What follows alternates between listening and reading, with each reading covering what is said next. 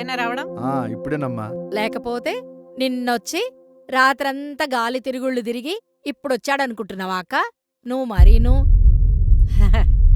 మా చెల్లి రాణి అన్నయ్య యుఎస్లో ఉంటారు.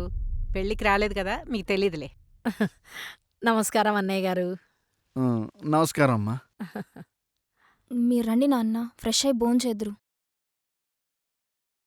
ఏమండి, కనీసం ఈ రోజైనా ఇంట్లో మొగాడొకడున్నట్టు ప్రవర్తించండి. మీరున్నారు కదే. ఏంటి? అదే కొత్తగా మొగుడు స్థానం ఎందుకు గుర్తుకొచ్చిందా అని. వచ్చాడుగా ముసలాయన, ఇంటికి పెద్దరికంగా ఇవ్వాల్సిన డబ్బులు అడగండి. డబ్బులా? ఏం డబ్బులు? ఏం డబ్బులు అంటారేంటి?